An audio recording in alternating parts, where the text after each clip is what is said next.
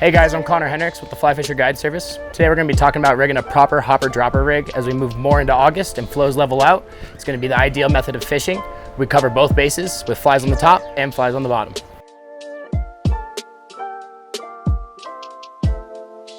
So when rigging your hopper-dropper rig, the first fly to start with is obviously the hopper. Flies with lots of foam, big tufts, stuff that will carry a lot of gink, float well like a cork, and tow those nymphs are going to be ideal. Below the grasshopper, flies with a good bead head, followed by more of an emerging pattern, are going to be your best bet. Here we have a prince nymph, one of my favorites to fish, with a good bead head, followed by an RS2. Now we got our hopper dropper all ready to go. We have the grasshopper on the top, coming down to our first bead head, followed by our emerging fly. Between the grasshopper and your first bead head, most hopper dropper rigs start at about 24 to 30 inches. From first nymph to emerging fly, it's ideal to keep them about 12 to 16 inches apart.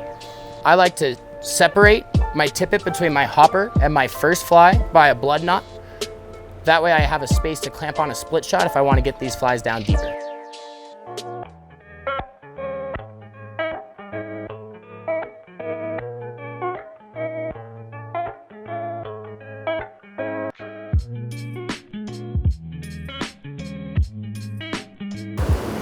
So when fishing a hopper dropper, it's important to choose proper sections of water. Here we have a big moving current here, and off to the side we have nice recirculating water. We want that hopper to land right on the side there, not getting washed out. Good high line to let those flies get down underneath, slowly coming out. And the best part about the grasshopper is it makes for a super sensitive bobber.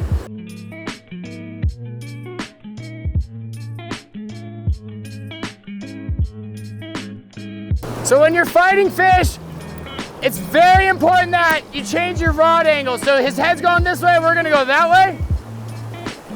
Keep him from going downstream there. One of the biggest things to do before we handle any fish is to wet our hands. We do that because we don't want to remove the coating of the fish.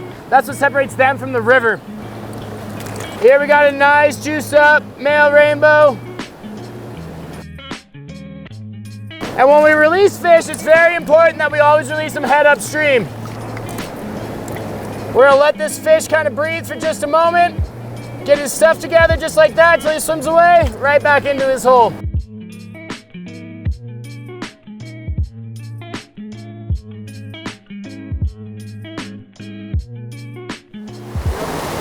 All right guys, that's this month's how-to, fishing the hopper dropper. Went through rigging and setup, fly selection, how to read water and where to place casts, handling and releasing fish. We appreciate you watching. We'll see you next month.